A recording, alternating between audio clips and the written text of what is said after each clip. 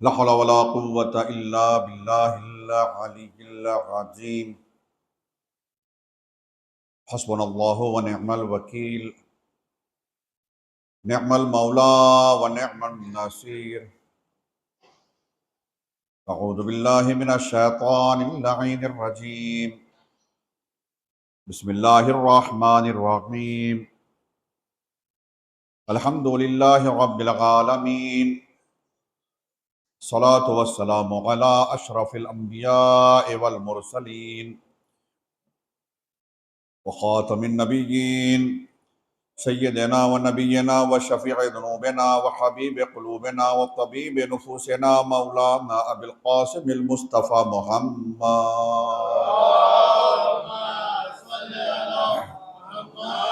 وعلى آله الطيبين الطاهرين المعصومين المنتجبين المنتخبين المظلومين أذهب الله عنهم الرجس وطهرهم تطهيرا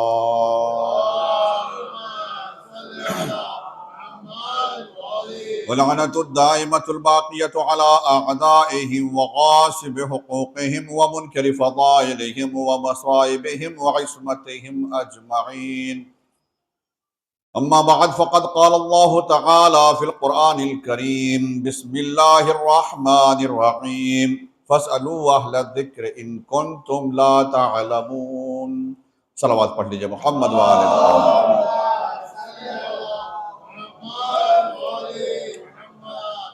سب سے پہلے میں آج کے اس مبارک شب کے موقع پر شب ولادت امام علی النقی الہادی علیہ السلام آپ تمام حضرات کی خدمت میں مبارکباد پیش کرتا ہوں۔ تبریک و تہنیت آپ تمام حضرات کی جانب سے بھی اور اپنی جانب سے بھی پیش کرتے ہیں امام زمانہ عجل اللہ تعالیٰ فرجہ الشریف کی خدمت میں،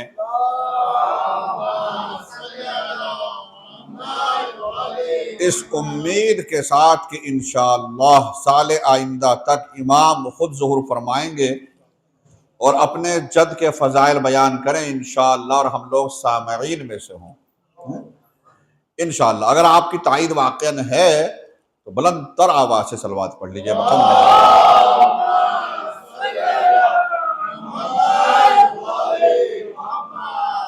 ویسے تو کسی بھی معصوم کی جب ولادت ہوتی ہے تو ہم یہ کہتے ہیں امام کے جد یعنی دادا، لیکن یہ امام حقیقت میں سگے ہی دادا ہیں۔ 12ویں امام کے دادا 10ویں امام۔ جو آیت میں نے آپ کے سامنے پیش کی ہے، کل بھی اسی آیت کے ذیل میں گفتگو ہوئی تھی۔ پروردگار عالم ارشاد فرما رہا ہے کہ اہل ذکر سے سوال کیجئے، اہل ذکر سے پوچھئے اگر آپ چاہتے ہیں کہ آپ کو اطمینان بخش جواب ملے، اگر آپ چاہتے ہیں کہ اپنی جہالت کو دور کریں تو آپ کسی بھی چیز کے بارے میں پوچھنا ہے تو اہل ذکر سے پوچھئے۔ اور کل یہ بیان کیا جا چکا ہے کہ اہل بیت سے مراد کوئی عام مولوی ملا نہیں ہے، بلکہ اہل بیت مراد ہیں۔ جو شخص یہ کہے کہ میں دیکھ کر بتاؤں گا یا پوچھ کر بتاؤں گا یا پڑھ کر بتاؤں گا یا سوچ کر بتاؤں گا، وہ اہل ذکر میں سے نہیں ہو سکتا۔ ادھر سوال کیا جائے گا ادھر جواب ملے، وہ اہل ذکر میں سے جن کو پروردگار عالم نے کل کائنات کا علم عطا کیا ہے۔ کل آیات آپ کے سامنے پیش کی جا چکی ہے، جو کچھ بھی پوری کائنات میں ہے لا رطب ولا یابس الا فی کتاب مبین، اللہ نے ہر خشک و تر قرآن مجید میں کتاب مبین میں رکھ دیا، اور اس کتاب کا علم کے لیے پروردگار عالم نے صاف فرمایا کہ کل شیء احصیناہ فی امام مبین، اور ہم نے ہر شے کا احصا امام مبین میں کیا ہے۔ اور امام مبین کوئی اور نہیں ہے، امام مبین امیر المومنین علی بن ابی طالب علیہ السلام۔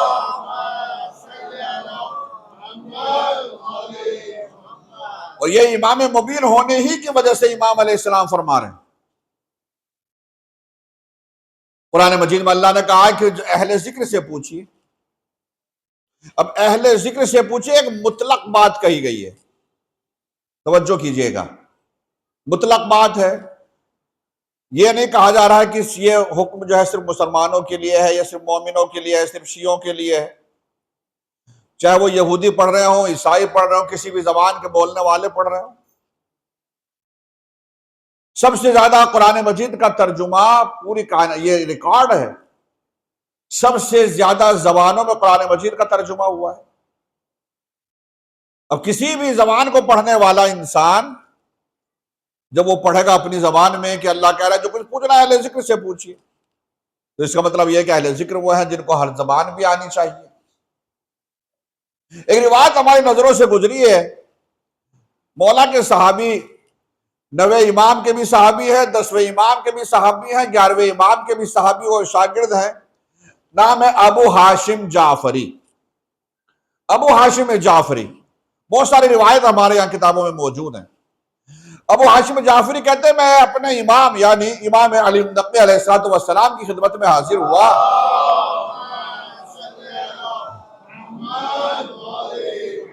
تو میں نے دیکھا امام علیہ السلام کے پاس ایک شخص بیٹھا ہوا تھا جو انڈین تھا، ہندی تھا، اور امام علیہ السلام سے گفتگو کر رہا تھا، اور امام علیہ السلام جو جواب دے رہے تھے وہ ہندی زبان میں دے رہے تھے،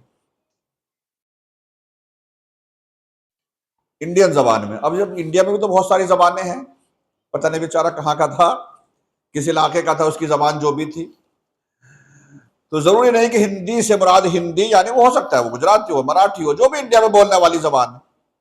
تو وہ انڈین شخص تھا، ہندی شخص تھا، اور امام علیہ السلام سے کچھ سوال جواب کر رہا تھا، اور امام علیہ السلام اسی کی زبان میں گفتگو کر رہے تھے، اس کو جواب دے رہے تھے۔ کہتا مجھے سن کر دیکھ کر بڑا تعجب ہوا کہ امام علیہ السلام ہندی زبان بول رہے ہیں، انڈین زبان بول رہے ہیں، ٹرانسلیٹر کی ضرورت نہیں ہے بیچ میں کسی ترجمہ کرنے والے کی، جیسا آج کے زمانے میں ہوتا ہے۔ میں نے امام علیہ السلام سے کہا مولا آپ ہندی بھی بولتے ہیں؟ امام علیہ السلام نے، وہ کہتے ہیں کہ میرے سامنے وہیں پر ایک کنکڑی پڑی تھی، امام نے فرمایا کہ ابو جعفر، ابو ہاشم یہ اٹھاؤ کنکڑی۔ میں نے کنکڑی اٹھا کر، پتھر کی کنکڑی وہ اٹھائی، میں نے امام علیہ السلام کو دی، امام نے کچھ پڑھا، کہا کہ اپنے دہن میں رکھ لو۔ اس کنکڑی کو امام نے مجھے دیا واپس، میں نے اپنے دہن میں رکھا، اور ادھر وہ دہن میں نے اپنے رکھا۔ کہتے ہیں 73 زبانوں کا میں مالک ہو گیا، 73 زبان بولنے لگا۔ صلوات پڑھ لیجئے محمد و آل محمد۔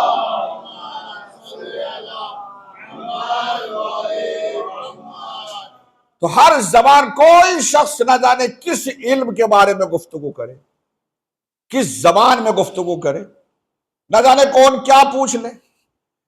اسی لیے علی بھی جو کوفے کے منبر سے کہہ رہے تھے جو چاہے پوچھ لو، کسی بھی زبان میں پوچھنے والا پوچھ سکتا تھا، کسی بھی موضوع کے بارے میں پوچھ سکتا تھا، مگر پریشانی یہ ہوئی بدقسمتی لوگوں کی کہ لوگوں نے علی کے دعوے کو سیریس نہیں لیا، اور علی کے اس دعوے کو ہمیشہ اس سازش میں رہے کوئی ایسا سوال کریں کہ جو علی جواب نہ دے سکے، یعنی یہ نہ سوچا کہ واقعا ہمارے لیے موقع ہے کچھ حاصل کر لیں، اتنا بڑا عالم ہمارے سامنے موجود ہے، کتنی بڑی خوش قسمتی ہے۔ ہمیشہ اس کوشش میں رہتے تھے کچھ ایسا پوچھیں کہ علی جواب نہ دے سکے، علی پھنس جائیں، اور پھر علی کو ہم نعوذ باللہ علی کا مذاق بنائیں کہ دیکھو دعوے کر رہے تھے مگر جواب نہ دے سکے۔ کئی لوگ میٹنگ کر کے مولا کے پاس آئے اور مولا سے پوچھ رہے ہیں مولا کلام عرب کیا ہے، عرب لینگویج، عرب زبان کیا ہے، علی کیا بولیں گے؟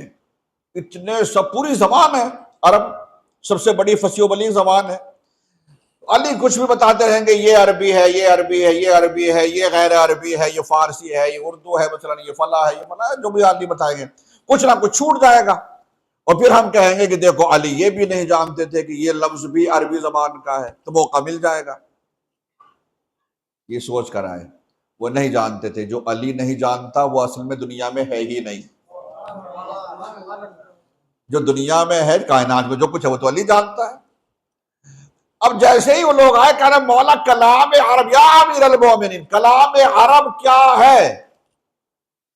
مولا نے فرمایا، توجہ کیجئے گا، مولا نے فرمایا عرب جب بھی اپنی زبان کھولتا ہے اس کی زبان سے یا تو اسم نکلتا ہے یا فعل یا حرف، اسم یعنی ناؤن، فعل یعنی ورب، حرف ان کو دونوں کو جوڑنے والا۔ امام نے فرمایا جب بھی کوئی عرب زبان کھولے گا، جو بھی اس سے زبان سے نکلے گا، یا اسم یا فعل یا حرف، اس کے علاوہ کچھ بھی نہیں ہے۔ 1400 سال ہو گئے، ہزاروں کتابیں علم نحو پہ لکھی جا چکی، اب تک ان تینوں کی صحیح سے وضاحت نہ ہو سکی، تو چوتھا لفظ کوئی کہاں سے بتا پاتا؟ صلوات پڑھ لیجئے محمد و آل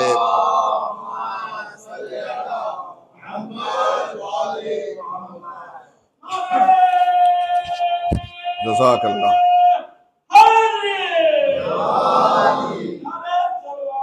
اللہم صلی علی محمد و آل محمد۔ تین کی ان کی وضاحت نہ ہو سکی صحیح طریقے سے، تو چوتھا تو کہاں سے کوئی ایجاد کر لیتا۔ ایک مرتبہ مثلاً آئے کچھ لوگ اور کہہ رہے ہیں کہ دین کیا ہے؟ نماز، روزہ، حج، زکوٰۃ، خمس، یہ وہ فلاں، پڑوسیوں کے ساتھ اچھا سلوک، میاں بیوی کے آپس میں حقوق، یہ فلاں، ایک ایک چیز علی بتائیں، کچھ تو چھٹے گا، پھر موقع ملے گا۔ یہ بڑے اپنے پورے دماغ لگا کے آیا کرتے تھے، سوچ کے کہ ایسے پوچھیں گے، اب کی مرتبہ ایسے پھنسانے کی کوشش کریں گے، تو بات دین کیا ہے، اور بس موقع مل جائے گا۔ مولا اپنی سواری پر سوار ہونے والے تھے، مولا نے اپنا ایک قدم، اپنا ایک پیر رکاب میں رکھ لیا تھا، اور جس وقت انہوں نے کہا مولا دین کیا ہے، مولا نے دوسرا قدم رکھنے سے پہلے فرمایا، جواب کیا، مولا نے فرمایا دین کیا ہے؟ فرمایا التعظیم لامر اللہ والشفقۃ علی خلق اللہ۔ دین کیا ہے؟ اللہ کے حکم کی تعظیم کرنا، پروردگار عالم کی مخلوق پر شفقت اور نرمی سے پیش آنا۔ ایک جملہ ساری چیزیں سمیٹ کر آ گئی، ساری سب کچھ آ گیا۔ خدا تعالیٰ نے جن چیزوں کا بھی حکم دیا ہے، سارے واجبات جو کچھ بھی ہیں، سب دین ہے۔ جن چیزوں سے منع کیا ہے ان سے باز آنا، یہ سب دین ہے۔ اللہ کی جو مخلوقات اس پر شفقت کے ساتھ پیش آؤ، پیار کے ساتھ، نرمی کے ساتھ اس سے ساتھ سلوک کرو، یہی دین ہے۔ ساری چیزیں آگے، سارے حقوق، حقوق اللہ، حقوق العباد، سب کچھ ایک جملے میں شامل کر۔ تو میرے عزیزو، اس طریقے سے لوگوں کی کوشش، ایسا نہیں ہے کہ علی کے علاوہ کسی اور نے دعوے نہیں کیے، توجہ کیجئے گا کہ علی کے علاوہ دعوے نہیں ہوئے، کسی نے نہیں کہا۔ اگر آپ دیکھیں تاریخ میں، آپ نے بڑا مشہور نام سنا ہوگا، اہل سنت کا عالم گزرا ہے سبط ابن جوزی، بڑی کتابیں ہیں ان کی۔ سبط ابن جوزی نے دعویٰ کر دیا ایک مرتبہ، سلونی سلونی قبل ان تفقدوا، جو پوچھنا ہے مجھ سے پوچھ لو۔ وہی سوچ رہے تھے کیا پوچھے گا کوئی، وہی سوچ رہے تھے کہ جیسے علی سے پوچھ رہے تھے الٹے سیدھے سوال، شاید ایسی دو چار باتیں پوچھیں گے، جو پوچھیں گے جواب دے دیں گے۔ کم سے کم تاریخ میں ہمیشہ کے لیے ایک نام رہ جائے گا، اگر علی نے دعوی سلونی کیا تھا تو سبط ابن جوزی نے بھی کیا تھا، ہمیشہ کے لیے نام رہ جائے گا۔ کر دیا، لیڈی جینٹ سب کا پروگرام تھا، جہاں انہوں نے ممبر سے کہہ دیا جو پوچھنا ہے پوچھ لو۔ ایک خاتون کھڑی ہو گئی، خاتون نے کہا میں پوچھنا چاہ رہی ہوں۔ ہاں پوچھیے۔ اس نے کہا ویسے تو یہ دعویٰ خلیفہ راشد کہا جاتا ہے، چونکہ چوتھا خلیفہ جب چاروں خلافت کا ذکر کیا جاتا ہے، تو علی نے کیا تھا، امیر المومنین نے کیا تھا، لیکن آج پہلی مرتبہ دیکھ رہے ہوں کہ تم نے یہ دعویٰ کر دیا، تو میرا کچھ سوال ہے۔ کہا پوچھے کیا سوال ہے؟ کہا میرا سوال یہ ہے، ذرا توجہ کیجئے گا، میرا سوال یہ ہے کہ سلمان کا انتقال کہاں ہوا تھا؟ سلمان محمدی کی بات چل رہی ہے۔ سلمان کا انتقال کہاں ہوا تھا؟ کہ ہاں مدائن میں۔ علی اس وقت کہاں تھے؟ مدینے میں۔ سلمان کا انتقال ہوا مدائن میں، علی تھے مدینے میں، باعجاز امامت علی نے جا کر مدائن میں سلمان کی نماز جنازہ پڑھائی تھی۔ بات صحیح ہے؟ کہاں یہ بات صحیح ہے۔ اب اگلا سوال، عثمان کہاں انتقال ہوا تھا؟ انتقال تو میں احترام میں کہہ رہا ہوں، کچھ اور بھی کہہ سکتا تھا۔ عثمان مدینے ہی میں انتقال ہوا، علی اس وقت کہاں تھے؟ مدینے ہی میں تھے۔ مدینے ہی میں عثمان کا جنازہ پڑا رہا، مگر علی نے نماز جنازہ نہیں پڑھائی۔ سلمان کی نماز جنازہ جا کر پڑھائی مدائن میں، نماز جنازہ کے لیے ترستا رہا، وہیں پڑھ رہا جنازہ، لیکن علی نے نماز جنازہ پڑھائی۔ اب مجھے بتائیے کہ یا تو علی نے نعوذ باللہ غلطی کی ہے نماز جنازہ نہ پڑھا کر، اور یہ میں مان نہیں سکتی، اس لیے کہ رسول نے فرمایا الحق مع علی وعلی مع الحق، علی حق کے ساتھ ہے، حق علی کے ساتھ ہے۔ تو اب یہ ماننا پڑے گا کہ عثمان اس لائق نہیں تھے کہ علی ان کی نماز جنازہ بھی پڑھا دیتے۔ اب کیا جواب دیں؟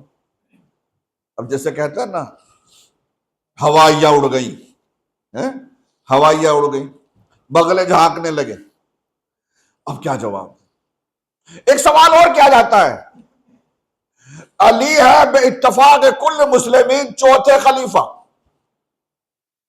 اور چوتھے خلیفہ کے مقابلے میں ابو سفیان کا بیٹا معاویہ آتا ہے، علی کے مقابلے میں جو بھی آیا یقینی طور پر علی حق ہے، علی کے مقابلے میں جو بھی آئے گا وہ باطل ہوگا۔ تو کیا خیال ہے خلیفہ راشد کے مقابلے میں جو ابو سفیان کا بیٹا آیا تھا اس کے بارے میں؟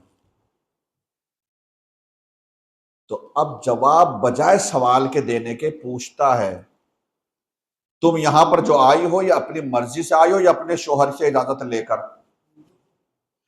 اگر شوہر نے تمہیں بھیجا اپنی مرضی سے اجازت دی ہے تمہارے شوہر نے، تو تمہارے شوہر پر لعنت۔ توجہ کیجئے گا، اگر شوہر نے اجازت دی ہے تو شوہر پر لعنت، خود سے اپنی مرضی سے آئی ہو تو تم پر لعنت۔ خاتون تو واقعی مومنہ تھی، کہنے لگی علی کے مقابلے میں جو اماں جنگ جبل میں آئی تھی وہ کس کی اجازت لے کر آئی تھی؟ صلوات پڑھیے محمد والے محمد۔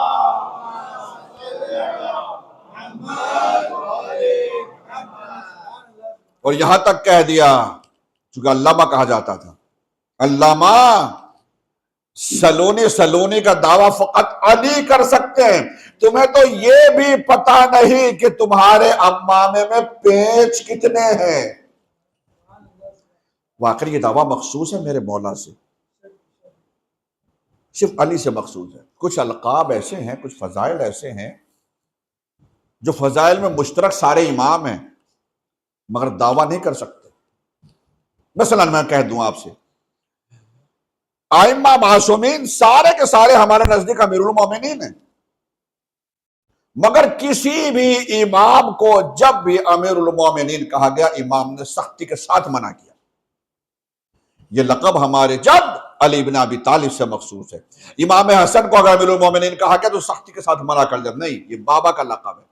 یہ الگ بات ہے کہ لوگوں نے علی کے لقب چرا لیے، چاہے وہ فاروق اعظم ہو یا صدیق اکبر ہو یا امیر المومنین ہو، مگر سارے اماموں نے منع کیا۔ امیر المومنین صرف علی کا لقب ہے، ہم علی کو امیر المومنین ہمیں کہنے کا حق نہیں ہے کہ ہم کہیں۔ اسی طریقے سے یہ بھی ہے، میں نے کل بھی یہ بات کہی تھی کہ کوئی تاریخ جھوٹی حدیث روایت نہیں مل سکتی کہ کسی بھی امام سے کوئی سوال کیا ہو اور امام نے کہا کہ میں دیکھ کر بتاؤں گا یا پوچھ کر بتاؤں گا یا کل بتاؤں گا، نہیں، ادھر سوال ہوتا تھا امام سے فوراً جواب، لیکن پھر بھی کبھی کسی امام نے یہ نہیں کہا کہ سلونی قبل ان تفعلوا۔ فضیلت خاص کر دی گئی خود مولا کائنات سے، جبکہ ہر سوال کا جواب دیتے تھے۔ بہت سارے واقعات آپ کو ملیں گے تاریخ میں، اور چونکہ میں آ گیا اپنی اس منزل پر، چونکہ آج کی جو یہ شب ہے یہ بھی اپنے زمانے کے ہی نہیں بلکہ قیامت تک کے لیے یہ بھی ایک علی ہی کی ولادت کی شب ہے۔ یہ سارے کے سارے جو ہے نا، یہ سارے محمد ہیں اور سارے ہی علی ہیں۔ حدیث میں تو ہم سنتے ہیں، کل بھی میں نے وہ ذکر واقعہ سنایا تھا آپ کو کہ کلنا محمد، تو یہ سارے کے سارے محمد ہیں اور سارے کے سارے علی ہیں۔ 12 اماموں میں کتنے علی ہیں ویسے؟ نام کے اعتبار سے حقیقت میں کتنے علی ہیں 12 اماموں میں؟ اماموں کا نام تو سب کے یاد ہیں ہی، پہلے تو علی ہیں ہی، اس کے بعد دوسرے علی، چوتھے امام امام زین العابدین علیہ الصلوۃ والسلام،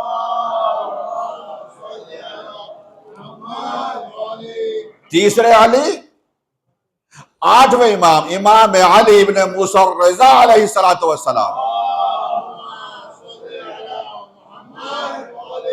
چوتھے علی امام علی النقی الہادی علیہ الصلوۃ والسلام۔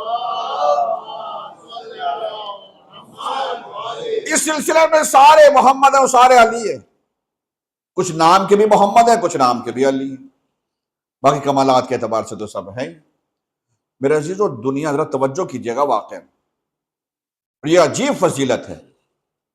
دنیا میں ہر شخص، ہر ایک باپ کی خواہش ہوتی ہے کہ اولاد اس کی ترقی کرے، ہر شخص کا باپ یہی چاہتا ہے بیٹا کامیاب ہو، بلکہ باپ ہی فقط دنیا میں ایسا ہے جو یہ چاہتا ہے کہ میرا بیٹا مجھ سے بھی آگے جائے۔ باپ جس منزل پر ہے، بیٹا چاہتا ہے اس سے بھی آگے جائے۔ بڑا ڈاکٹر ہے باپ، مگر چاہتا ہے کہ میرا بیٹا مجھ سے بھی بڑا ڈاکٹر بنے، ہر اعتبار سے کمالات میں اور آگے جائے اور آگے جائے۔ اب میں کسی بھی شعبے سے تعلق رکھنے والا کوئی انسان ہوں، مجھے بتائیے، ایک بہت بڑا ڈاکٹر ہے، اپنے آغوش میں بیٹے کو لیے ہوئے، اس کی خواہش ہے میرا بیٹا بھی ڈاکٹر بنے، بڑا ڈاکٹر بنے، پڑھائے گا لکھائے گا سب کچھ، لیکن اگر اس سے یہ پوچھے کہ کیا واقعی آپ کا بیٹا ڈاکٹر بنے گا، وہ کہے گا میری چاہت ہے، میری خواہش ہے کہ میرا بیٹا بھی ڈاکٹر بنے، لیکن اس سے کہیں کہ کیا قسم کھا سکتے ہیں کہ آپ کا بیٹا ڈاکٹر بنے گا؟ تو ڈاکٹر کیسے، میں کیسے دعویٰ کر سکتا ہوں؟ کوشش کر سکتے ہیں لیکن مستقبل کے بارے میں نہیں معلوم۔ کسی اور شخص سے پوچھئے، حتیٰ کہ کسی مولوی سے پوچھئے، کامیاب مولانا ہیں، آپ بھی چاہتے ہیں کہ بیٹا مولانا بنے، اچھا کہ آپ کا بیٹا واقعی کیا، میں کسی کہتا ہوں، حتیٰ کہ مجتہد مرجع سے پوچھئے، مجتہد ہیں، مرجع ہیں، کیا واقعی آپ چاہتے ہیں کہ بیٹا عالم بنے؟ ہاں بالکل میں چاہتا ہوں، مگر آپ کیا گارنٹی لے سکتے ہیں کہ یہ بیٹا جو آپ کی آغوش میں ہے واقعی آپ کی طریقے سے مرجع بنے گا، مجتہد بنے گا؟ دعویٰ نہیں کر سکتے۔ دنیا میں کوئی شخص یہ دعویٰ نہیں کر سکتا کہ جو جس طرح بڑا میں ہوں، ڈاکٹر ہوں، انجینئر، جو بھی ہوں میں، میرا بیٹا بھی اتنا ہی بڑا بنے گا یا اسی طریقے سے واقعی جائے گا۔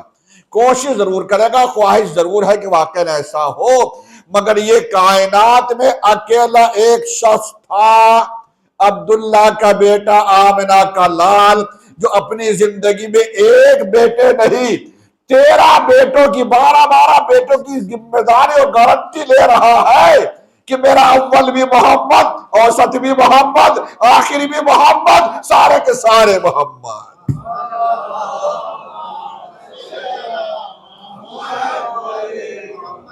جس اعتبار سے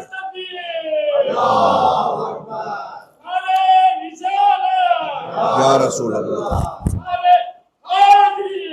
یا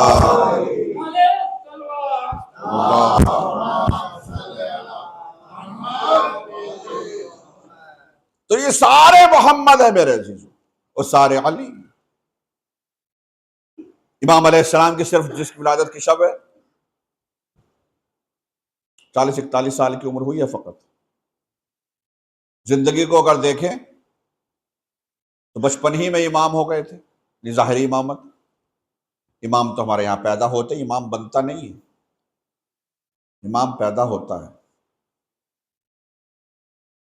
نبی، الہی عہدے جو ہیں، چاہے وہ نبوت ہو یا رسالت ہو یا امامت، نبی پیدا نہیں ہوتا ہے، نبی بنتا نہیں ہے، نبی پیدا ہوتا ہے، رسول پیدا، امام پیدا ہوتا ہے۔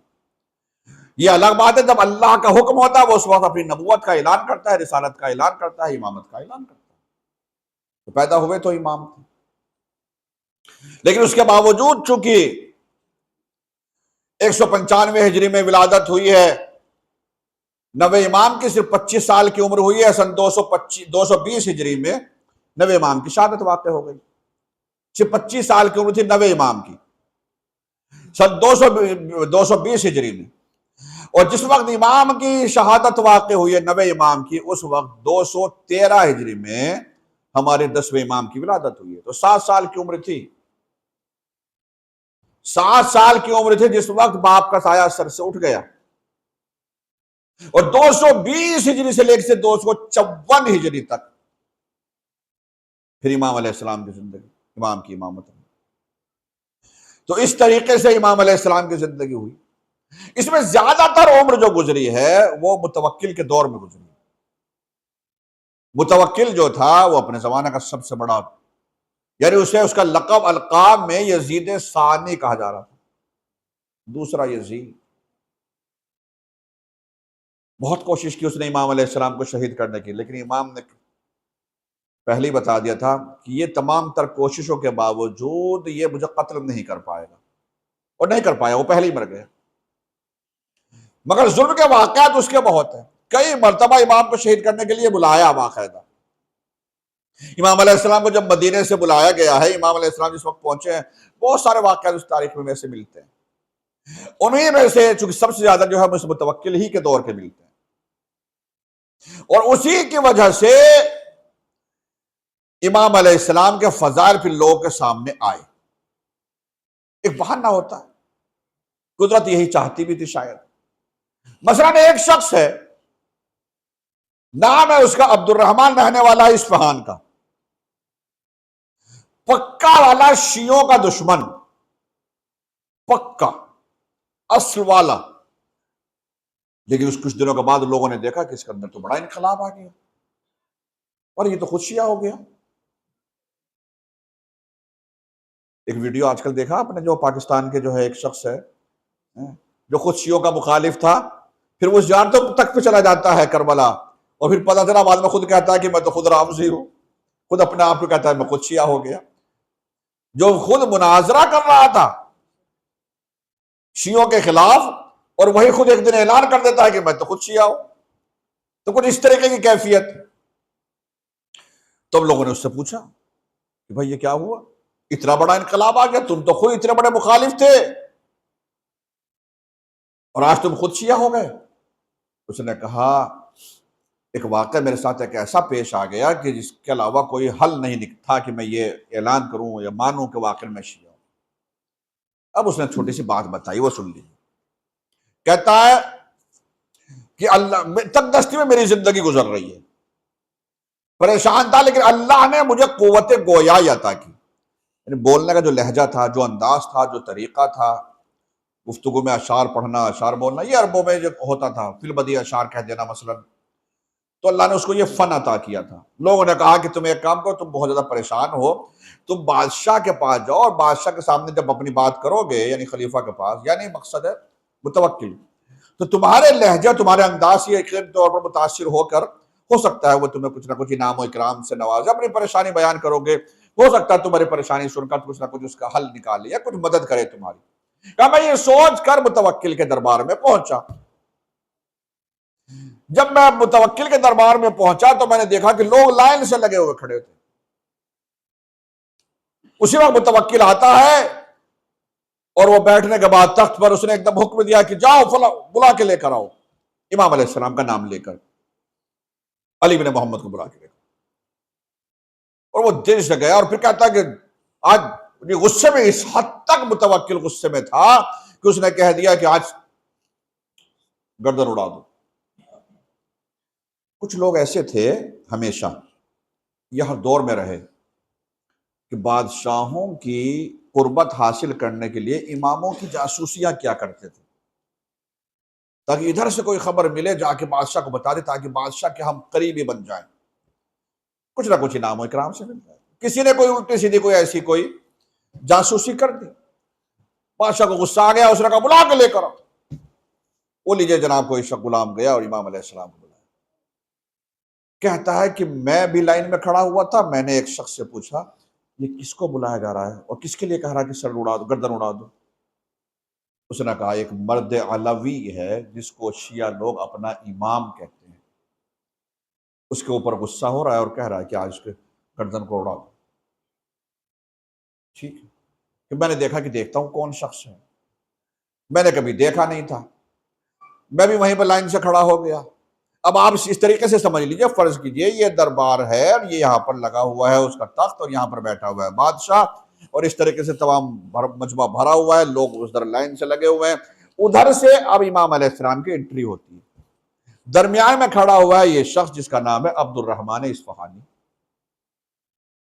کہتے ہیں میں نے جب ادھر دروازے کی طرف دیکھا، جب سبھی متوجہ تھے، جب امام علیہ السلام اندر داخل ہوئے، جیسے امام علیہ السلام اندر داخل ہوئے تو میں نے دیکھا، تو جیسے ہی میری نظر پڑی امام کے چہرے پر، تو وہ نورانی چہرہ پھر امام علیہ السلام کے چہرے میں اس کو رسول کا نور نظر آیا، اور جو میں نے جھلک دیکھی امام علیہ السلام کی کیا شخصیت ہے، تو میں نے فوراً اپنے دل ہی دل میں سوچا، یا اللہ یہ تو واقعی اللہ والا لگ رہا ہے، یہ تو واقعی کتنا نیک اور صالح لگ رہا ہے، یا اللہ آج اس کی حفاظت فرما اس متوکل سے۔ یہ میں نے دعا اپنے لبوں میں، اپنے ذہن میں، جیسے کتنا شریف آدمی لگ رہا ہے، یہ بیچارہ لے، اور بادشاہ کہہ رہا ہے اس کی گردن اڑا دو۔ تو یہ کہتے میں نے اپنی زبان میں کھڑے کھڑے وہیں پر دعا کی، یا اللہ اس کی حفاظت فرما اور اس کو دشمن کے شر سے محفوظ فرما، کتنا نیک اور صالح شخص لگ رہا ہے یہ تو۔ کہ میں نے جیسے ہی کہا امام علیہ السلام آ رہے ہیں، اور امام نے آتے آتے آتے آتے یہاں کھڑے ہوئے عبد الرحمن سے کہا، عبد الرحمن گھبراؤ نہیں، اللہ نے تمہاری دعا قبول کر لی۔ میں دیکھ کر حیران رہ گیا، جو دعا میں اپنے لہجے میں اپنی زبان میں کر رہا تھا اور دل ہی دل میں کر رہا تھا، یہ لب ہی لبوں میں کر رہا تھا، امام علیہ السلام فرما رہے آتے ہوئے یہاں آئے اور کہتے ہیں تم گھبراؤ نہیں، مجھے کچھ نہیں ہونے والا، اور اللہ نے تمہاری دعا کو بھی قبول کر لیا۔ میں حیران ہو گیا، یہ کیا؟ اور میں دیکھ کر اور زیادہ حیران اس وقت ہوا جب امام علیہ السلام کی تعظیم کے لیے بادشاہ کھڑا ہو گیا اور کہتا ہے کہ فرزند رسول آپ نے کیوں کر زحمت کی ہے؟ میں نے کہا تمہارا آدمی تو گیا تھا مجھے بلانے کے لیے، وہ غلام گیا تھا، یہ نوکر گیا تھا، جو بھی تھا بلانے والا وہ گیا تھا، تو اس نے اس کو گالی دی اور کہا کہ یہ اب میں گالی دے دوں گا۔ اس نے اس کو گالی دی اور گالی دے کر اس نے کہا کہ باقاعدہ یہ جو ہے ایسا شخص ہے، جبکہ میں نے ایسا کچھ بھی نہیں کہا تھا، غلط سمجھا یہ۔ اور کہنے لگا تم نے امام کو فرزند رسول کو یہاں بلا کر تم نے ان کو زحمت میں ڈال دیا۔ اور سب دیکھ رہے ہیں، اتنی جلدی پلٹی مار لی، یا تو اتنا زیادہ غصے ہو رہا ہے، یا ایک دم اس طریقے سے امام علیہ السلام کی تعظیم کے لیے اٹھا، امام کو اپنے پاس بٹھایا، تھوڑی دیر بیٹھا، اس کے بعد کہا امام علیہ السلام سے بسم اللہ آپ تشریف لے جائیے۔ عبد الرحمن کہتا ہے سارا منظر میری نظروں کے سامنے تھا، کس طریقے سے تو غصے ہو رہا تھا، کس طریقے سے امام علیہ السلام مجھ سے کہنے آ کے مجھ سے کہا کہ اللہ نے تمہاری دعا قبول کی۔ کہتا ہے میں اس کے وقت واپس آ گیا، اور امام علیہ السلام نے کہا، اس وقت امام علیہ السلام نے مجھ سے کہا جس مقصد کے لیے تم یہاں آئے ہو، تمہاری وہ دعا بھی تمہاری، چونکہ تم نے میرے حق میں دعا کی ہے، اس کے عوض اللہ نے تمہارے جس مقصد کے لیے آئے ہو اس کو بھی پورا کر دیا۔ کیا کہتا ہے عبد الرحمن؟ 80 سال کی میری عمر ہے، 10 بچوں کا باپ ہوں۔ اب دیکھیں مجھے ایسا لگتا ہے کہ جیسے میری عمر ٹھہری ہوئی، یعنی 80 سال کی عمر کے باوجود جوان محسوس ہوتا ہوں، اور اللہ نے مجھے کثیر طور پر اولاد کے ساتھ ساتھ دولت بھی عطا کر رکھی ہے۔ صلوات پڑھ لیجئے محمد و آل محمد۔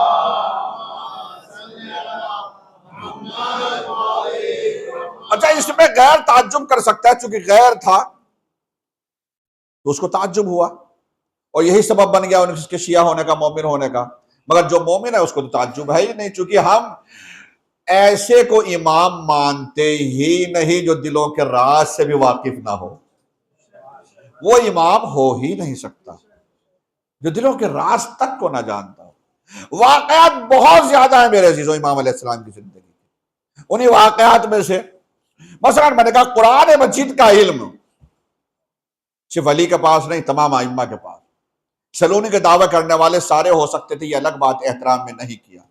اسی لیے جب بھی کوئی سوال کوئی مسئلہ آتا تھا دربار میں بھی، درباری بھی سوچتے تھے، خود بادشاہ سوچتا تھا۔ مثلا ایک کیس آ گیا، عجیب کیس ہے واقعی، اور کیس ایسا ہے کہ دیکھیں بادشاہ کے حرب شجاع بنی امیہ کا دور رہا ہے، بنی عباس کا، درباری علماء ہوتے تھے، ایک قاضی اپنی طرف سے معین کر رکھا تھا، یحییٰ ابن اقسم خاص طور سے مشہور ہے، جو بڑا قاضی القضات مانا جاتا تھا، بہت سارے اس کے فیصلے ہیں، اور خاص طور سے مناظرہ اس نے نوے امام سے بھی کیا تھا، یہ کہتے ہوئے کہ تو بچے ہیں، اور امام علیہ السلام سے مناظرہ کیا، امام نے اسی سے پوچھے تھے وہ سوالات۔ حج کے درمیان میں اگر کوئی شخص، وہ سارے مسائل ہیں کفارے کے طور پر امام نے جب بیان کیے، وہ ایک بھی جواب نہ دے سکا۔ وہی ہے یحییٰ بن اقسم۔ ایک کیس آیا، کیس سنیے کتنا زبردست۔ ایک شخص ہے کرسچین، عیسائی، اس کو گرفتار کر کے متوکل کے دربار میں لایا گیا۔ گرفتار کیوں کیا گیا؟ کہ اس شخص نے ایک مسلمان لڑکی کے ساتھ زنا کیا۔ اب جیسے ہی پتا چلا کہ اس نے، اب چونکہ پورا کیس لے کر آ گئے یہاں پہ دربار میں، اس کے پولیس والے بھی ساتھ میں، اب سارا واقعہ بیان کیا، مگر ساتھ میں یہ بھی بتایا کہ جناب اس نے تو اسلام قبول کر لیا۔ اب میں اصل بات لاؤں آپ کو، ہوا کیا تھا۔ یہ عیسائی لڑکا یا عیسائی شخص ہے، مسلمان لڑکی کے ساتھ یہ یا خاتون کے ساتھ یہ زنا کرتا ہوا پکڑا گیا۔ جیسے اس نے دیکھا کہ مطلب لوگ آ گئے، دیکھ لیا، مجھے پکڑ لیا، گرفتار ہو گیا، پولیس آ گئی، تو اس نے شور مچا دیا، اشہد ان لا الہ الا اللہ وحدہ لا شریک لہ واشہد ان محمدا عبدہ ورسولہ، میں تو مسلمان ہو گیا۔ اس کو یہ معلوم تھا۔ اچھا شرعی مسئلہ ہے، یہ بھی سن لیجیے آپ۔ شرعی مسئلہ یہ ہے کہ اگر کوئی غیر مسلمان، یعنی ہندو ہو فرض کریں، وہ اگر ہندو مسلمان ہونے سے پہلے جتنے بھی اس نے گناہ کیے ہیں، وہ گناہ سارے معاف ہو جائیں گے جب اس نے اسلام قبول کر لیا۔ پرانے مذہب، پرانے دین پر رہتے ہوئے اگر کوئی شخص گناہ کر رہا تھا، یا جیسے بھی اس کی زندگی گزر رہی تھی، اب اس زندگی کے بارے میں اللہ سے اس سے کوئی پوچھ تاچھ نہیں کرے گا۔ جب سے یہاں سے مسلمان ہو گیا، اس کی نئی زندگی اب یہاں سے شروع ہو رہی ہے۔ مسلمان ہونے کے بعد اس نے رسول کی امت میں داخل ہونے کے بعد اس نے کیا کیا، اچھا کیا ہے تو بھی، برا کیا ہے تو بھی، یہ جانتا تھا۔ اس نے جیسے ہی دیکھا تھا تو کرسچین، جیسے ہی دیکھا کہ پکڑا گیا، اس نے فوراً کلمہ پڑھ لیا، لا الہ الا اللہ محمد رسول اللہ۔ تو اس کو لے کے تو آ گئے دربار میں اور کہنے لگا میں تو مسلمان ہوگا۔ انہوں نے کہا ہاں نہیں، اس نے کلمہ تو پڑھ لیا، وہ اب بھی کہنے کو تیار ہے مسلمان تو میں ہو گیا۔ تو اب کیا کریں بھائی، اس کو سزا ملے یا نہیں ملے؟ تو یحییٰ ابن اقسم جو قاضی القضات، وہ درباری علماء، وہ سب نے کہا جناب شریعت کا مسئلہ تو یہی ہے کہ اب اس کے اسلام قبول کرنے کی وجہ سے سارے گناہ پچھلے اس کے معاف، لہذا اس کو باعزت بری کر دیا جائے۔ متوکل کا ذہن کچھ ٹھنکا، یار یہ کیسے ہو؟ اس نے کہا کہ ایسا ہے، یہ تمہارا فیصلہ ضرور ہے، لیکن میں پھر بھی آخری فیصلہ سنانے سے پہلے، حتمی فیصلہ کرنے سے پہلے ایک بار حقیقی وارث قرآن علی بن محمد النقی علیہ السلام سے،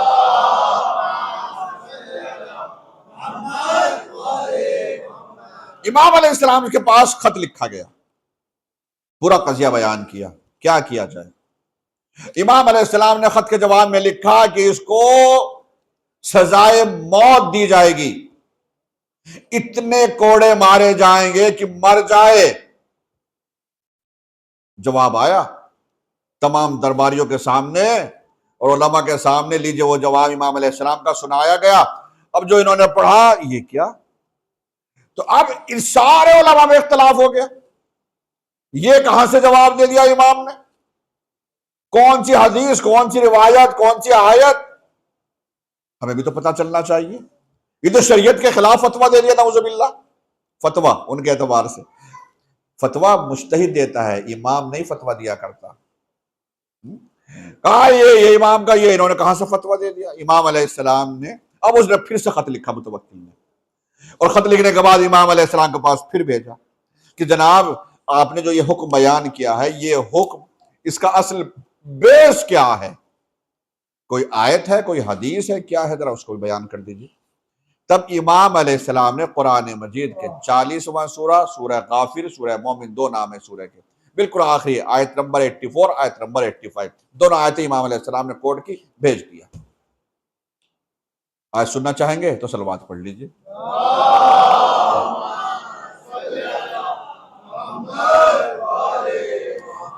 امام علیہ السلام نے خط میں لکھا آیت قرآن مجید کی، بسم اللہ الرحمن الرحیم، فلما رأوا باسنا قالوا آمنا باللہ وحدہ۔ اچھا، بالکل ایسا لگ رہا ہے کہ جیسے یہ آیت اسی کے بارے میں نازل ہوئی ہو۔ یہ قرآن مجید کا معجزہ ہے۔ 1400 سال کے بعد بھی جب قرآن مجید پڑھا جاتا ہے تو قرآن پڑھنے والے کو ایسا لگتا ہے جیسے یہ قرآن آج کے زمانے کے اعتبار سے نازل ہوا۔ اگلے 4000 سال کیا 10,000 سال کے بعد بھی جب قرآن پڑھا جائے گا ان کو بھی ایسا ہی لگے گا جیسے قرآن انہی کے زمانے کے اعتبار سے نازل ہوا۔ یہ قرآن کا معجزہ۔ آیت سنیے، فَلَمَّا رَأَوْا بَأْسَنَا، جب انہوں نے ہمارے عذاب کو دیکھا، قَالُوا آمَنَّا بِاللَّهِ وَحْدَهُ، تو انہوں نے کہا ہم تو خدا وحدہ لا شریک کے اوپر ایمان لاتے ہیں، وَكَفَرْنَا بِمَا كُنَّا بِهِ مُشْرِكِينَ، اور جو ہم اللہ کا شرک پہلے کیا کرتے تھے ہم اس سے انکار کرتے ہیں۔ اب اگلی آیت فَلَمْ يَكُنْ يَنْفَعُهُمْ إِيمَانُهُمْ لَمَّا رَأَوْا بَأْسَنَا، مگر ان کا اس وقت ایمان لانا ان کو کوئی فائدہ نہیں پہنچائے گا۔ جب انہوں نے ہمارے عذاب کو دیکھ لیا، ایسے موقع پر ان کا یہ ایمان لانا ان کو کوئی فائدہ نہیں پہنچائے گا۔ بالکل ایسا لگ رہا ہے جیسے اسی کے بارے میں نازل ہوئی آیت۔ امام نے لکھا، بھیج دیا، جب انہوں نے آیت کو پڑھا تو ماننا پڑا، واقعہ حقیقت میں وارث قرآن علی ہی ہے۔ صلوات پڑھیے محمد والے۔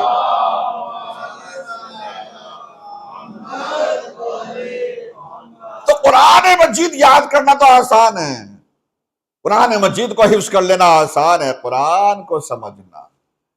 کل میں نے ایک جملہ کہا تھا نا کہ جب علم در اہل بیت سے حاصل نہیں ہوگا تو سلمان جیسا بھی رشدی بن جاتا ہے، کیونکہ در اہل بیت سے علم حاصل۔ تو ظاہر گرامی نتیجہ کیا ہوا؟ بادشاہ نے وہ مانا جو امام نے کہا تھا، اور اپنے قاضی القضات کے فیصلوں کو ٹھکرا دیا کہ نہیں، جو امام نے دلیل دی ہے وہی جامع دلیل ہے۔ اور اس طریقے کے واقعات بھرے پڑے ہوئے ہیں کہ بادشاہ آنے وقت کو امام کی ماننی پڑتی تھی۔ کبھی کبھی بادشاہ خود اس انتظار میں رہا کرتا تھا، ہاں اس میں کوئی شک نہیں کہ نفرت اور کینہ دل میں بھری ہوئی ہے، بغض ہے، اور اس بغض کی بنا پر وہ واقعاً وہ چاہتے تھے کہ کبھی راستے سے ہٹائیں، مگر کبھی کبھی مجبور ہو جاتے تھے کہ امام کو مانے بغیر کوئی چارہ بھی نہیں، اب کریں تو کیا کریں، لہذا بہتر یہی کہ جو امام کہہ رہے یہی فیصلہ بہتر ہے۔ جس طریقے کا واقعہ آپ کو جانتے ہیں کس طریقے سے، دیکھیں میں 2 باتیں پیش کر رہا ہوں اور اس میں تمام کر دوں گا، وقت پورا ہو جائے گا۔ مگر آگے بڑھنے سے پہلے میں یہ اعلان بھی کر دوں، کل جو انشاءاللہ اس مناسبت سے جو مجالس جو ہو رہی ہیں اس کی یہ آخری، چونکہ شب شہادت شہزادی زینب سلام اللہ علیہ،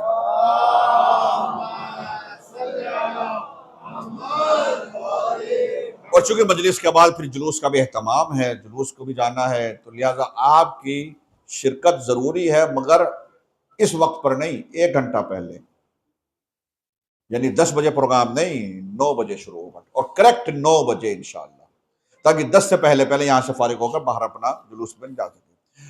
مجھے امید ہے انشاءاللہ آپ حضرات وقت کی پابندی کا خیال رکھتے ہوئے، چونکہ عظیم شب ہے، آپ جانتے ہیں، بار بار نام کی بھی ضرورت نہیں دہرانے کی، مجھے یقین ہے انشاءاللہ آپ اپنا قیمتی وقت نکال کر تشریف لائیں گے، اور انشاءاللہ ٹھیک 9 بجے پروگرام شروع ہو جائے گا۔ بلند تر صلوات سے آپ جو ہے میری بھی تائید کیجیے۔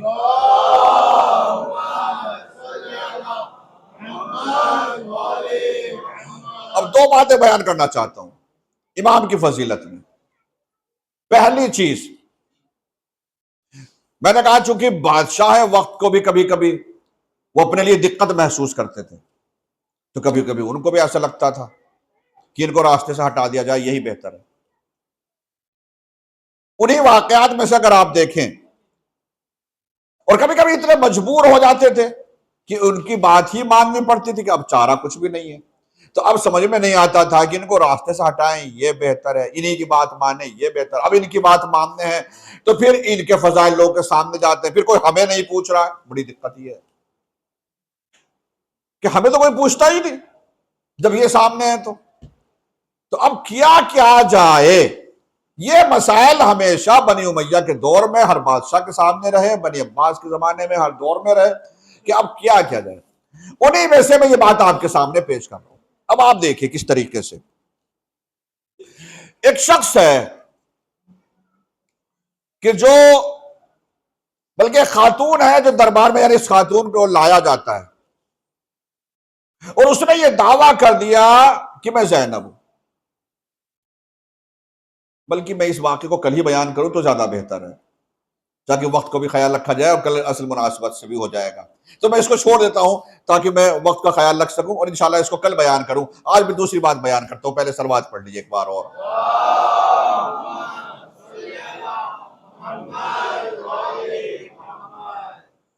امام علیہ السلام کو پتا چلا، دیکھیں انڈیا کے جادوگر پوری دنیا میں مشہور تھے، یا تو کسی زمانے میں فرعون کے زمانے میں مشہور ہوئے تھے جادوگر جو تھے، یا پھر اس کے بعد جو مشہور انڈیا کے جادوگر آج بھی، خاص طور سے بنگال وغیرہ میں آج بھی کہتے ہیں کہ بنگال میں بڑے بڑے جادوگر ہیں، اور پوری دنیا میں مشہور ہے کہ انڈیا میں، اور انڈیا جو دوسرے ممالک ہیں وہ یہ نہیں کہتے کہ وہ بنگال، وہ تو انڈیا ہی کہتے ہو، تو آخر مشہور ہے جادوگر۔ اسلام نے جادوگری کو حرام قرار دیا۔ اسلام نے کچھ علوم کے بارے میں کہا کہ نہیں یہ علوم حاصل کرنا ان کو بہتر نہیں ہے۔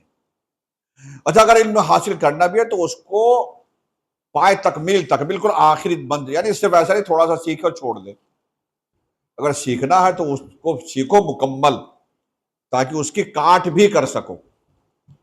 تو اتنی اجازت اسلام نے کچھ علوم کے بارے میں دی ہے۔ مگر جو میں عرض کرنا چاہتا ہوں وہ یہ کہ ایک مرتبہ بادشاہ کے دربار میں ایک شخص کو لایا گیا، اور جس شخص کو دربار میں لایا گیا وہ پتہ چلا کہ یہ انڈین ہے جی۔ یہ طریقے ہوا کرتے تھے کہ جو آدمی جس علم میں مہارت رکھتا تھا اس علم کو اپنے ظاہر کرنے کے لیے، میں اس میں جناب مہارت رکھتا ہوں، تو بادشاہ کے پاس جایا کرتے تھے لوگ۔ بادشاہ خوش ہو گیا تو کچھ نہ کچھ انعام اکرام سے نوازا، اس نے اپنا کرتب دکھایا، جادوگری کچھ دکھائی، بادشاہ خوش ہو گیا، بادشاہ نے انعام دیا۔ اس انڈین نے بھی یہ بھی پہنچا، اس نے بھی اپنی جادوگری کا کچھ فن دکھایا، خوش ہو گیا بادشاہ، بادشاہ نے کچھ انعام دیا۔ بادشاہ نے کہا ایک کام ہمارا، اگر تم اتنے بڑے جادوگر ہو ایک کام ہمارا بھی ہے، اگر تم وہ کر سکو تو تمہیں میں تھوڑا بہت نہیں 10,000 اشرفیہ دوں گا۔ ارے کہنے لگا 10,000 ٹھیک ہے، بتائیے کیا کہ کہنے لگا ایک شخص ہے اس کو تمہیں نعوذ باللہ اپنی جادوگری کے ذریعے سے ذلیل کرنا ہے، رسوا کرنا ہے۔ اس نے کہا کر دوں گا۔ کیسے کرو گے؟ کہ وہ میرا کام ہے، جو میں چاہ رہا ہوں وہ آپ کریں۔ ٹھیک ہے، کرنا کیا ہے کہ ایک مرتبہ اس کو دعوت پہ بلا لیجیے، باریک روٹی بناؤ۔ باریک روٹی کو کیا کہا جاتا ہے؟ چپاتی، باریک روٹی بنانا۔ ٹھیک ہے، اس کو بھی دعوت پہ بلانا، تم سب بھی بیٹھنا، پھر دیکھنا میں تم سب کے سامنے اس کو کیسے ذلیل کروں گا۔ بادشاہ نے کہا آج موقع مل گیا، زندگی میں ایک جادوگر ہاتھ لگ گیا، اسی کے ذریعے سے کم جو لوگوں کی نظر میں یہ اتنے بڑے بنے رہتے ہیں، آج تو کم سے کم ان کو اپنے دل کی خواہش، اس کو جو کینہ، جو بغض بھرا ہوا تھا اس کی وجہ سے جناب امام سارے درباری آدمی جو بڑے بڑے تھے اس کے نظر میں سب کو بلا لیا۔ امام علیہ السلام کو مجبور کر جناب دعوت ہے، تشریف لائیے، آپ کو بھی آنا ہے۔ امام بھی آ گئے، تھوڑے تھوڑے فاصلے پر روٹیاں رکھی ہوئی، دسترخوان بچھا ہوا ہے۔ امام علیہ السلام نے جیسے سب نے کہا بسم اللہ، جادوگر نے اشارہ کہا بسم اللہ، کہہ دیا، ہاں وہ شروع ہو گیا جی کھانا کھانا، بسم اللہ، سب نے جناب نوالے توڑنے شروع کیے۔ اب امام علیہ السلام نے ہاتھ بڑھایا روٹی کی طرف، جیسے امام نے آگیا روٹی کی طرف ہاتھ بڑھایا، روٹی یہاں سے ہلی ادھر پہنچ گئی، امام کا ہاتھ تو خالی رہ گیا۔ امام نے کہا کوئی مسئلہ نہیں۔ امام نے اب ادھر سے ہاتھ بڑھایا اس روٹی کو اٹھانے کے لیے، اس جادوگر نے پھر اپنا کرتب دکھایا، روٹی ادھر سے ادھر ہو گئی۔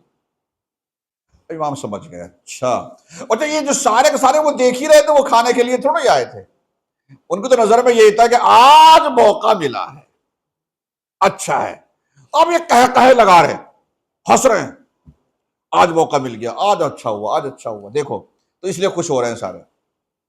بس 2-3 مرتبہ امام نے ہاتھ جب ادھر کرتے تھے تو روٹی ادھر پہنچ جاتی، ادھر سے کرتے تھے روٹی ادھر پہنچ جاتی تھی، ایسے ہی، اور یہ سب مزے لے رہے ہیں۔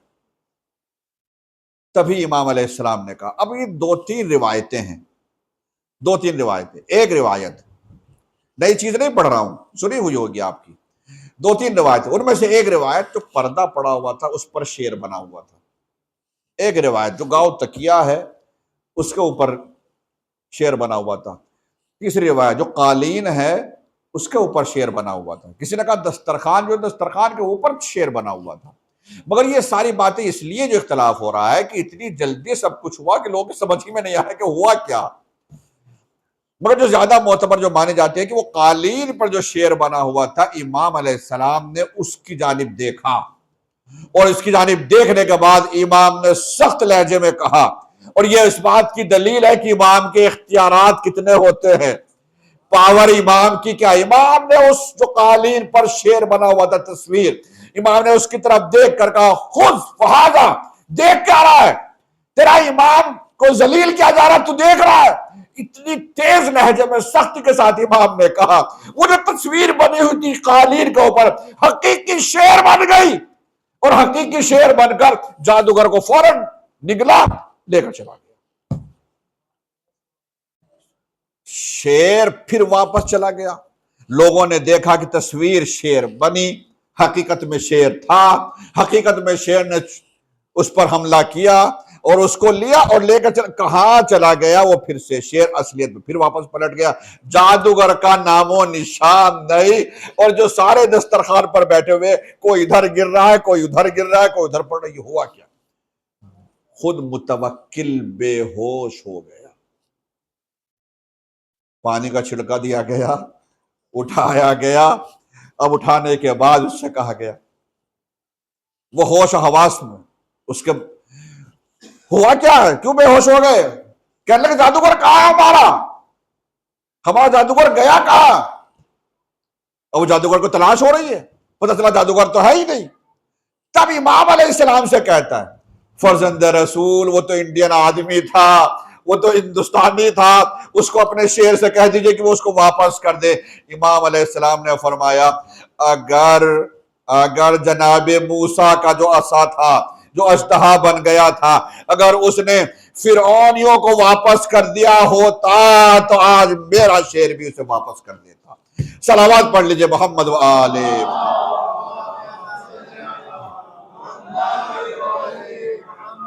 بس جانا گرامی، وقت تو کافی ہو گیا ہے، بس میں یہیں پر بات مکمل کر رہا ہوں۔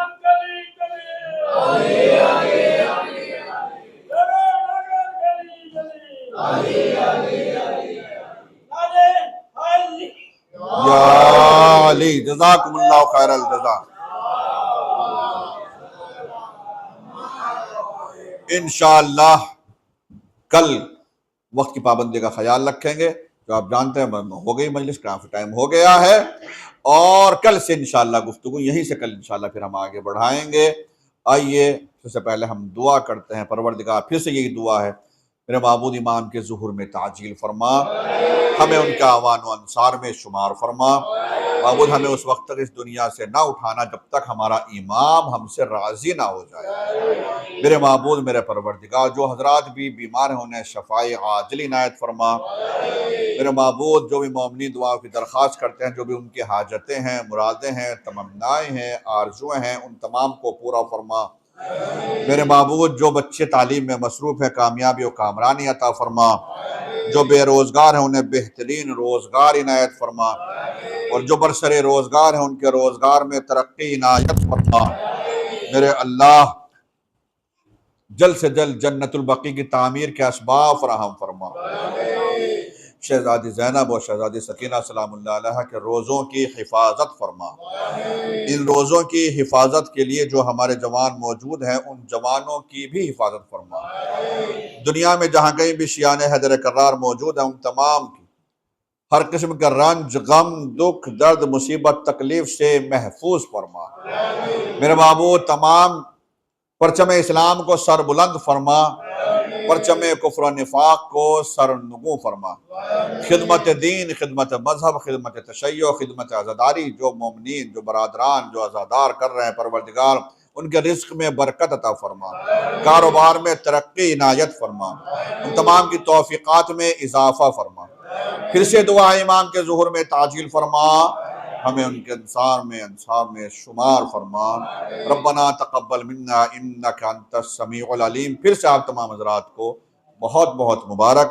اب گزارش آپ حضرات سے ہے، ایک مرتبہ سورہ الحمد، 3 مرتبہ سورہ توحید کی تلاوت فرما کر کل مومنین و مومنات، تمام حاضرین کے مرحومین، کل مومنات جو بھی دنیا میں جہاں کہیں بھی شیعہ ہیں، جو تھے آج اس دنیا میں موجود نہیں ہیں، ان تمام محافلوں میں، مجالس میں شرکت کیا کرتے تھے، آج وہ اس دنیا میں نہیں، اللہ کو پیارے ہو چکا، ان سب کے لیے خاص طور سے جناب Lakdawala family, Merchant family, Abidi family, Bhimani family, Kovani family, Jiwani family, Vakil family اور حاضرین کے تمام ہی مرحومین کے ارواح کو ارسال کر۔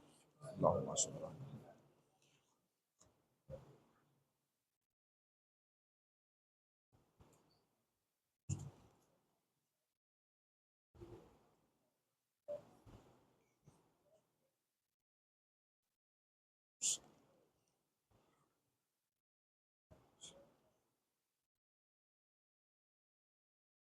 اللہم صلی علی محمد وآل محمد وعجل فرج